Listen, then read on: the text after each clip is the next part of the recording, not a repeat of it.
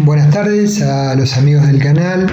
Vamos a ver un nuevo video de vigas de gran altura. Esta sería la parte C, donde vamos a ver también un ejemplo de aplicación tanto de lo que hemos visto de flexión como de diseño del corte. Repasando el último video, definimos cuantías mínimas a colocar en la viga de gran altura en función de las expresiones que podemos ver, según lo que establece el código ASI 318-2005. Hicimos el comentario de que Leonhard sugiere no superar una tensión máxima de falla por aplastamiento en los apoyos y sugiere un espesor B mayor o igual que Ln, la distancia entre caras de apoyo de la viga sobre 20, para tratar de controlar la tensión sobre las vigas comprimidas, como método de predimensionado nada más. Respecto al diseño del corte, entonces en las vigas de gran altura, la evidencia experimental nos muestra que las fisuras en muchos casos son casi verticales o siguen las trayectorias de las compresiones con tendencia a fallar por corte en la zona de apoyos. Para el caso de viga de gran altura, la armadura horizontal es necesaria en toda la altura, adicionalmente a la armadura vertical a lo largo de la luz. El esfuerzo de corte último, BU, se evalúa una distancia D desde la cara del apoyo. En una viga de gran altura, la distancia se evalúa, a la cual se evalúa el corte de diseño, es X menor o igual que D, donde D se define para carga uniforme como 0,15 de la luz Ln y para carga concentrada como 0,5 de A, donde A es la distancia de la carga concentrada al apoyo. Para cargas inferiores o suspendidas, recordemos en el último video, la carga debe ser soportada por tracción vertical elevada hacia la zona superior y tracción inclinada hacia los apoyos. Entonces había un esquema de concentración de estribos para cargas concentradas aplicadas o barras dobladas o combinación de ambas, y armadura de suspensión para cargas aplicadas en la cara inferior de la viga, como vimos en el video anterior. En función de las relaciones particulares que tenemos entre la altura y la luz, donde para vigas de gran altura, la acción de arco en compresión es la que domina para tomar el esfuerzo de corte, predomina. Después veremos que bajo ciertas circunstancias se requiere de cálculo en la armadura de corte y también vamos a ver expresiones con un ejemplo sobre cómo calcularla en unos minutos más. El código ASI 318-2005 nos indica los requisitos de diseño al corte en función de las siguientes relaciones de Bell-TS: Ln sobre H menor que 4 para cargas distribuidas o con cargas concentradas, la distancia al apoyo menor que 2H. Y nos pone la siguiente limitación para el corte nominal Bn, menor que 5/6 a raíz de F'C B por D. ¿Qué pretendemos con esto? Pretendemos que no fallen por compresión las bielas comprimidas que se dirigen hacia los apoyos de hormigón. Asimismo nos indica una armadura mínima horizontal y vertical, una malla, a colocar en cada una de las caras, donde la armadura vertical, la cuantía mínima AB, el subíndice B indica vertical, mayor o igual que 0,0025 del ancho de la viga por SB, la separación entre dos ramas de la armadura vertical.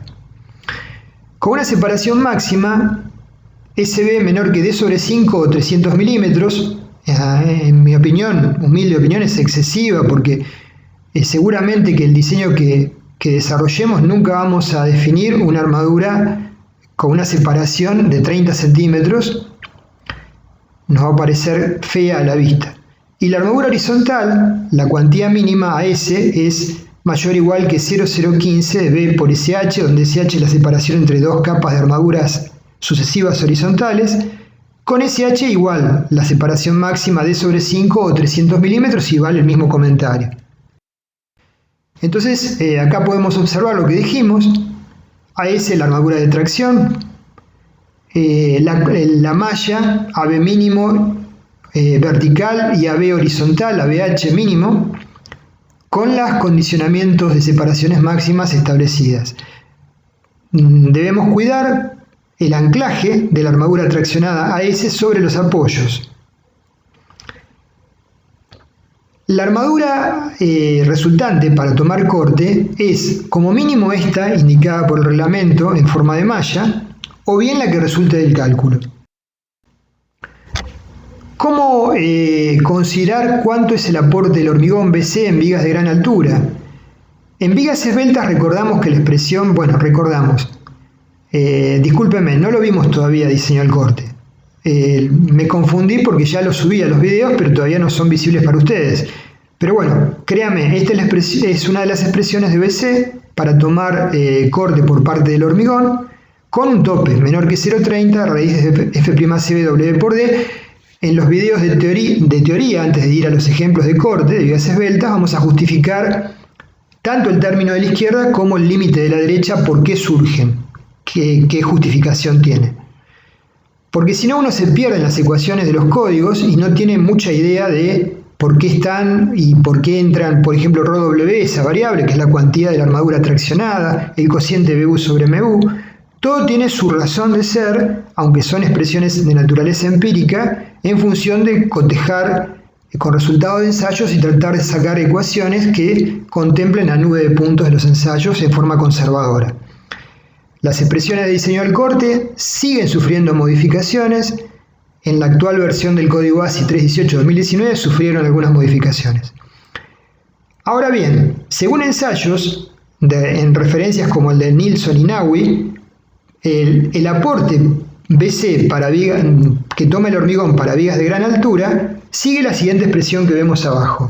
BC es igual a un término entre corchetes, 3,5 menos 2,5 del cociente del momento mayorado en la sección analizada sobre el esfuerzo de corte BU mayorado, dividido a la altura útil, que multiplica este término entre paréntesis, que es muy similar al de vigas esbeltas, por BW el ancho por D la altura útil. ρW es la cuantía de la armadura traccionada. Menor o igual, fíjense que el tope es mayor, 0,51 de raíz de F'C BW por D. ¿Por qué ponemos este tope? Bueno, justamente para hacer el control de la tensión sobre las vigas comprimidas de hormigón. El factor entre paréntesis es un multiplicador de la ecuación básica de contribución BC que tiene en cuenta la mayor capacidad del corte de una viga que tiene una viga de gran altura frente a una esbelta, con el siguiente límite: ese término no puede ser menor que 1 ni mayor que 2,5. Cuando el corte mayorado, BU, supere en la sección de estudio a Φ por BC, necesariamente requerimos de armadura de corte. Y en tal caso, BS, que será la armadura requerida de corte con estribos, es igual a BU menos Φ por BC sobre Φ, donde Φ es el factor de reducción, que es 0,75 para corte. La expresión que proponen estos autores para BS es la que vemos a continuación como número 2.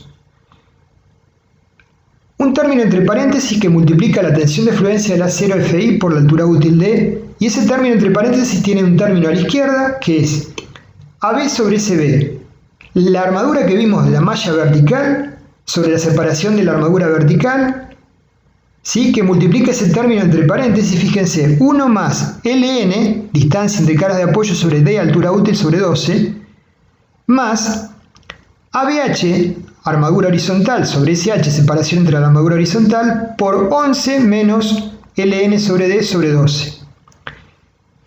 En función, como vamos a ver, de la relación entre la luz y la altura útil de la viga, el aporte de la armadura de corte vertical o horizontal va a variar. Combinando las ecuaciones 1 y 2, llegamos a que el término entre paréntesis es igual a BS sobre Fi por D, la ecuación 3. Podemos observar en la ecuación 3 que hay un término entre paréntesis para evaluar la efectividad de cada armadura. Esto es la armadura vertical AB y la armadura horizontal ABH. Analizando un poquito más, para valores pequeños de LN sobre D, la armadura horizontal domina y el agregado de la armadura vertical aporta poco al aumento de la resistencia al corte. Por ejemplo, para relaciones de LN sobre D igual a 1, la relación, fíjense, la componente AB sobre SB se multiplica por 0,17 y la componente AB sobre SH por 0,83. El 83% de la solicitación de corte lo toma la armadura horizontal y el 17% la armadura vertical, igual a BS sobre Fi por D. Pero para otras relaciones de LN sobre D, cambia el aporte de cada una de ellas. A medida que la relación Ln sobre D crece, la armadura horizontal pierde efectividad hasta que para valores de Ln sobre D igual a 5, ambas armaduras son efectivas por partes iguales. Por tanto, para vigas de gran altura es más efectivo colocar armadura de corte horizontal cuando el diseño requiere BS, armadura de corte, respetando las cuantías mínimas de armadura vertical naturalmente, que ya vimos. Siempre hay que respetar AB y ABH. Vamos a ver un ejemplo de aplicación mediante el método aproximado que vimos para evaluar flexión y mediante el método que presentamos recién para evaluar el diseño al corte.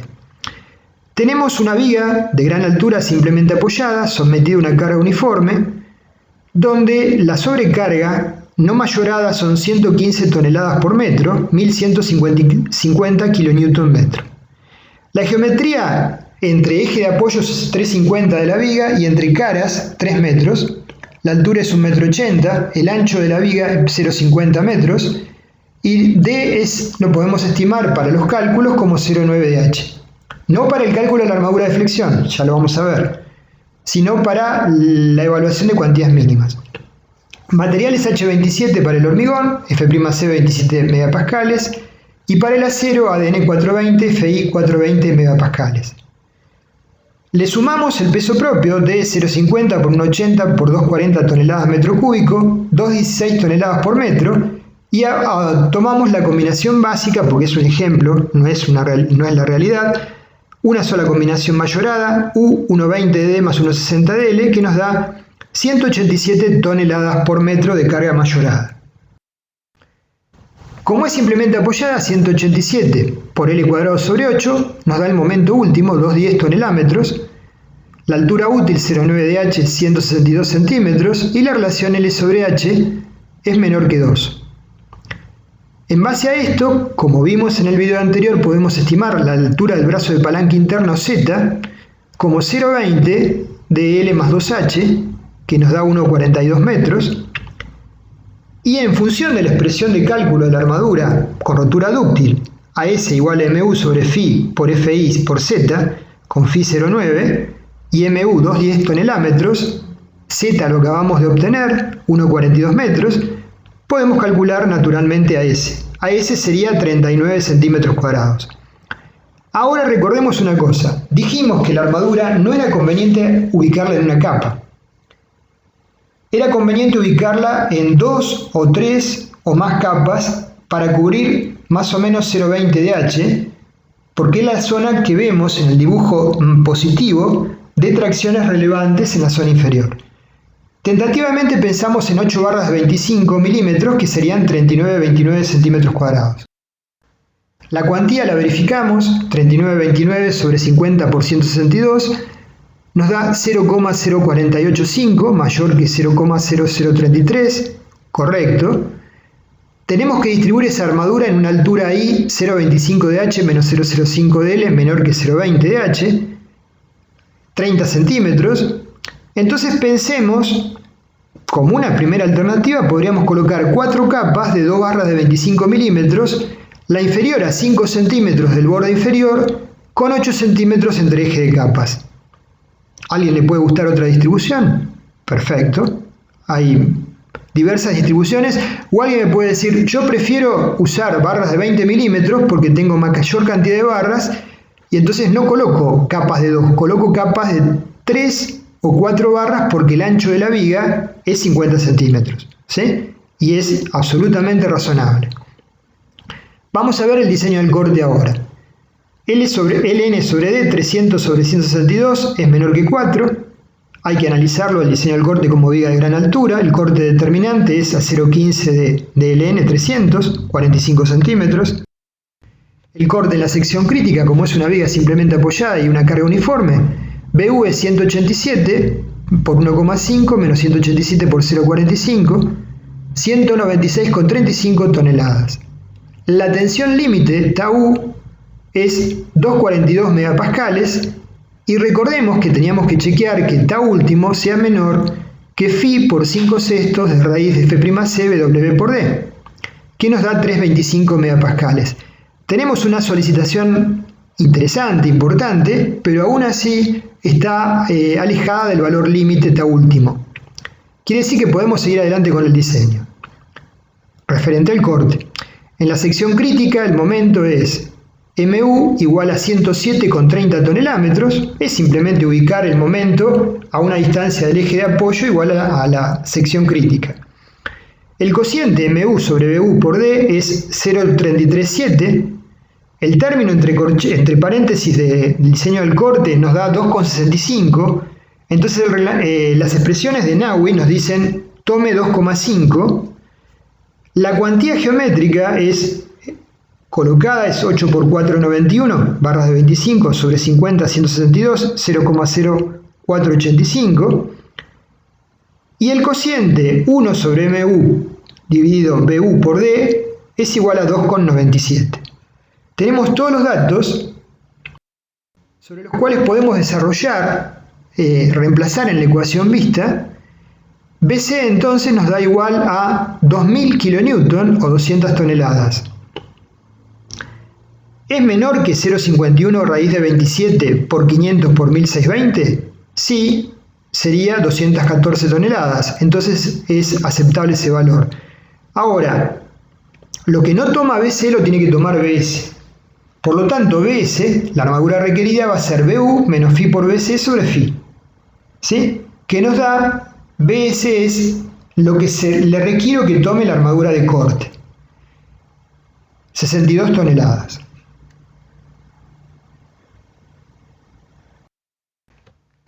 Vamos a tentativamente adoptar cuantías mínimas vertical y horizontal en el ALMA, respetando lo establecido en el reglamento. AB, tentativamente Phi del 12 cada 17 centímetros, y la armadura vertical y la armadura horizontal ABH Phi del 10 cada 20. La cuantía vertical nos da 0,0265 mayor que 0,025 cumple, y la cuantía horizontal nos da 0,0016 mayor que 0,015 cumple. O sea, estamos muy cerquita del límite, pero cumplimos. Vamos a reemplazar ahora en la expresión que vimos de BS con los valores ya de AB y de ABH definidos y el valor de SB y SH definidos. ¿Cuánto es el aporte de esta armadura tentativa? 63 toneladas, mayor que 62. O sea, no nos sobra nada, pero cumplimos. Con este requerimiento cumplimos. Yo desde un punto de vista práctico les diría que a lo mejor el Phi del 12 cada 17 lo convierto en Phi del 12 cada 15, porque es más simple para el que arma la cara de la viga. Sí, no habría una diferencia sustancial en lo económico, y sería la única modificación que le haría. Entonces hemos diseñado la viga para tomar las solicitaciones de flexión y las solicitaciones de corte. Con respecto a la viga fisurada en estado 2, como sabemos, cuando se fisura, el mecanismo interno de transmisión de cargas se modifica con respecto al estado 1. Acá lo que vemos es una viga con carga superior, las isostáticas punteadas de compresión y llenas de tracción, y el diagrama de tensiones en estado 1 de compresiones y tracciones que ya analizamos, y un esquema de bielas y tensores. T son los tensores que hay que poner armadura, y C1 y C son las bielas de compresión, un esquema idealizado de bielas y tensores para resistir esa carga. Desarrollando este esquema se puede obtener la armadura en lugar de con las expresiones simplificadas, y se pueden verificar las tensiones sobre los elementos comprimidos C1. Cuando hacemos este análisis, ya lo dijimos en el video anterior, tenemos que idealizar el camino de las cargas. Podemos reemplazar una carga uniforme por un conjunto de carguitas concentradas, luego en la forma más simple por 2, luego unimos cada una de esas cargas concentradas con los apoyos, y es el camino de las cargas, donde esa línea, camino de las cargas, cambia de curvatura, tenemos nodos, y en función de eso vamos desarrollando el modelo de bielas y tensores. Flujo de fuerzas con el camino de las cargas, modelo idealizado, el más básico, el más simple, donde en línea punteada son bielas comprimidas y en línea llena tensores, que serían armadura. En la figura superponemos al trazado de las isostáticas el posible camino de las cargas y luego las bielas. Siempre van a existir, y tensores, siempre van a existir varios caminos alternativos y varios modelos de bielas y tensores para un mismo esquema. Por ejemplo, para el de la viga de la izquierda, con carga superior, también podríamos haber planteado el modelo de bielas y tensores de la derecha, donde descargamos la carga hasta abajo, luego la subimos mediante armadura y la mandamos al apoyo. Desde el punto de vista conceptual puede ser una solución. Desde el punto de vista analítico, para que la estructura llegue, ¿cómo va a trabajar la estructura? No va a tender a trabajar de esta forma, ¿sí? Sino va a tender a trabajar en forma más directa, con el esquema de la izquierda. Siempre dentro de dos esquemas posibles, aquel que arroje la menor longitud de tensores va a ser el más cercano a la solución con la cual va a trabajar, lo digo a modo de anticipo nada más, de lo que es el método de bielas y tensores, que tiene una complejidad mayor. Entonces, entre varios posibles modelos tentativos, deberíamos elegir el que produzca el menor trabajo interno de deformación. Y respecto de esto, cabe señalar que como las bielas de hormigón son mucho más rígidas, el mayor trabajo interno de deformación estará mayormente influenciado por la longitud total de los elementos tensores, que son más deformables que la armadura. Entonces, cualquier esquema que tenga sumatoria de las fuerzas en los tensores por la longitud de los mismos mínima es más adecuada que otro alternativo. Mínimo trabajo interno de deformación. Este es un concepto muy básico y muy introductorio. Entonces, para cargas suspendidas de la cara inferior, el esquema en el centro sería con un material elástico, las isostáticas de tracción en línea llena y compresión en línea punteada, y el modelo equivalente a la derecha de bielas y tensores, donde hay dos tensores que levantan la carga y bielas comprimidas que las mandan a los apoyos. ¿Sí? Mediante el análisis entonces del camino de las cargas podemos plantear diferentes modelos para una carga, por ejemplo, una vía continua de gran altura de 2 vanos con carga superior. Un posible primer esquema básico es hacer carguitas concentradas, plantear el camino de las cargas del punto de aplicación de la carga a los apoyos. Sobre esta base ver dónde cambia de curvatura y colocar nodos, y después tratar de sobre esa base desarrollar el modelo de bielas y tensores como vemos a la derecha. ¿Sí? En este caso habría 1, 2, 3 puntos nodales. Los nodos tienen un tratamiento especial y hay que hacer una verificación especial en ellos. Elementos componentes de un modelo de bielas y tensores, solamente se los adelanto. Puntal es un elemento comprimido que condensa un campo de compresiones del hormigón de la estructura real. Tensor es un elemento traccionado que condensa una o varias barras de acero de la estructura real. Nodo es el punto, como vimos, de intersección entre eje de puntales y tensores, donde hay cambios bruscos de dirección o signo de las isostáticas. Y zona nodal en realidad es el volumen de hormigón que rodea un nodo. Este concepto lo podríamos aplicar también a vigas esbeltas, a toda la viga o a las zonas de las vigas donde no se cumplan las hipótesis de Bernoulli-Navier que vimos en flexión. Por ejemplo, en este caso particular no se cumpliría para esta viga en las zonas rayadas. ¿Sí? Podríamos aplicarlo solo en las zonas rayadas, sí, pero también podríamos extenderlo a la totalidad de la viga, con el esquema en rojo de tensores y con el esquema en negro de bielas comprimidas.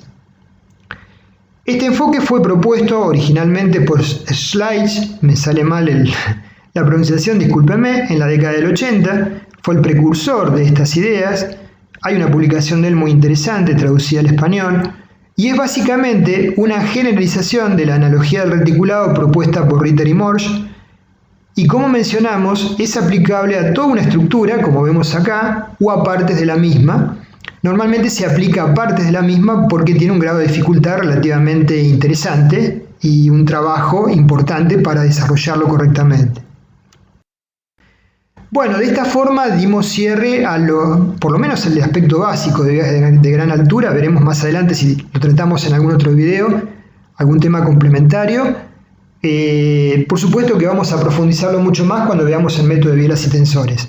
Les agradezco la atención y el acompañamiento, y como siempre les digo, aquellos que no se hayan suscrito, estaría bueno si les agrada el canal y si ven los videos que lo hagan. Bueno, cuídense mucho, nos vemos.